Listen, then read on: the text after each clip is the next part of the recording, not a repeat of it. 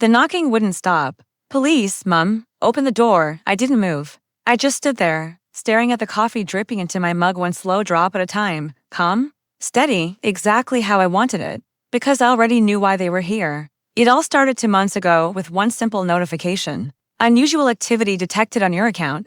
I thought it was another scam alert until I opened my banking app. $48,237 gone. Every transfer was authorized from my own devices. Every password correct. At first, the withdrawals were small, to $100, $500, $1,000, then came the big ones. When I saw the recipient's name, my stomach dropped. My mother. Growing up, I thought she was untouchable, a woman who could charm anyone, lie to everyone, and still come out smiling. She raised us on guilt. She said love, but what she meant was obedience. My sister and I learned early that her approval was something you earned, not received. I stopped trying once I left home. My sister never did. The night I confronted Mom, she didn't even blink.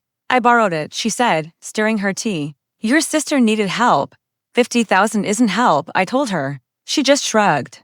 You wouldn't have lent it. So I made the choice for you, the way she said it come. Right just burned worse than the theft itself. She talked about family loyalty like it was a chain she could tighten until I snapped. That's when I realized forgiveness would never teach her. Only exposure would. So I stayed quiet, acted like I accepted it, pretended to move on. But while she slept soundly, believing she still controlled everything, I was already building her downfall quietly, piece by piece. First, I pulled her bank records. She'd use my credit card for the transfers, but she'd also mix my business account with her personal ones. That meant one thing: tax fraud.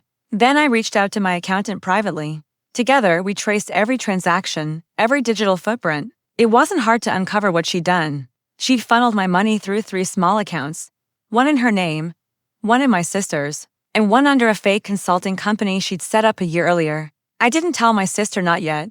Instead, I filed the report not as theft, but as corporate embezzlement, because legally, she hadn't stolen from her daughter. She'd stolen from a company, and companies don't forgive. Weeks went by. She still called every day with that sweet, fake concern. Are you still mad?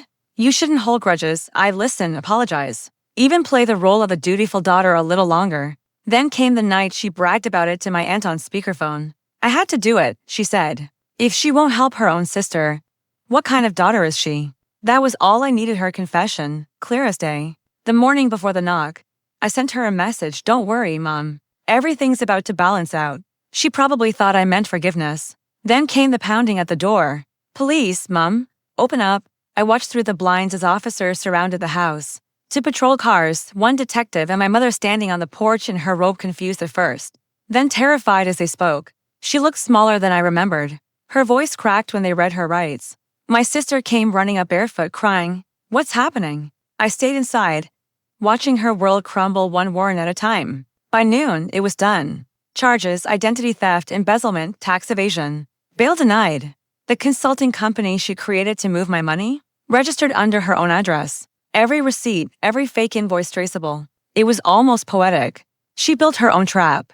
That evening, my sister showed up.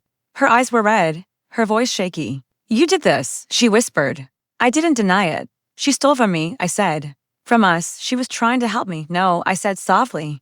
She was trying to own me.